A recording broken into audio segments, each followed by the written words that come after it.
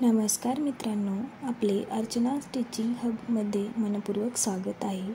हे चॅनल खास करून महा-TET, CTET, सेट, नेट आणि इतरही सर्व शिक्षक भरती परीक्षांसाठी उपयुक्त अशा अभ्यासक्रम, टिप्स आणि शॉर्टकटसाठी आहे. आजपासून आपण सुरू करत आहोत एक महत्त्वाची सिरीज, ज्याचे नाव मिशन महा-TET 2025 काउंटडाऊन सिरीज.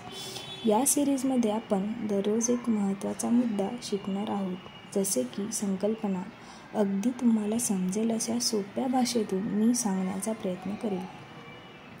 तसेच आपण सराव प्रश्न देखील पाहणार आहोत.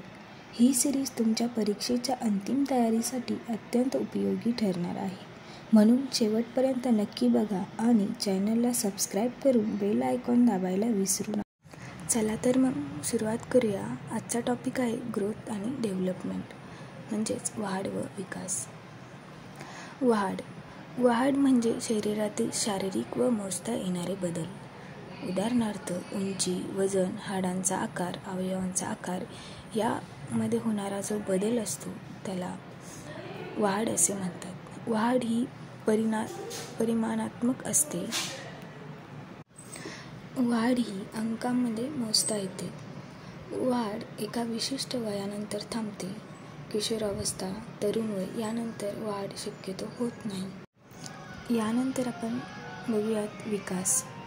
विकास म्हणजे व्यक्तीच्या संपूर्ण व्यक्तिमत्वातील गुणात्मक बदल. यात बुद्धिमत्ता, भाषा, भावना, समाजशीलता, नैतिकता याचा समावेश होतो. विकास हा एक गुणात्मक असतो. विकास हा आयुष्यभर चालणारी प्रक्रिया आहे. आपण वाढ आणि विकास याचे उदाहरणे बघूयात.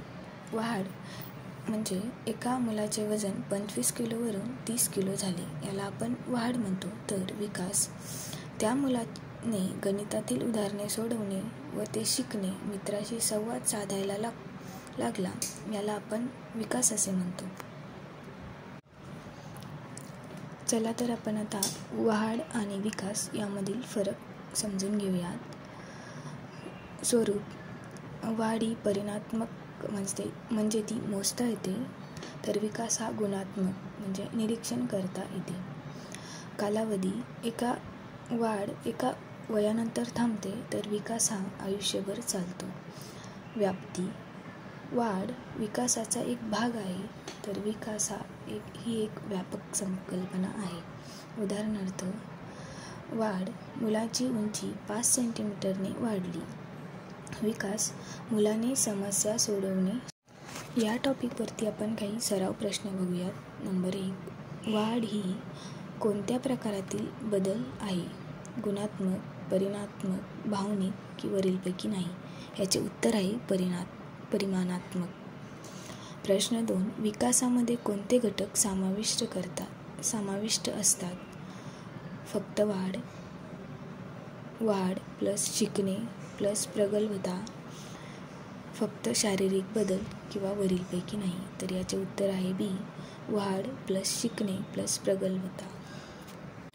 अशा प्रकारे आपण वाढ आणि विकास या संकल्पना जाणून घेतल्या. समोरच्या व्हिडिओमध्ये आपण एक नवीन टॉपिक बघणार आहोत. त्यासाठी चॅनलला सबस्क्राईब करायला विसरू नका व आवडल्यास तुमच्या मित्राबरोबर शेअर करायला ही विसरू नका. थँक्यू.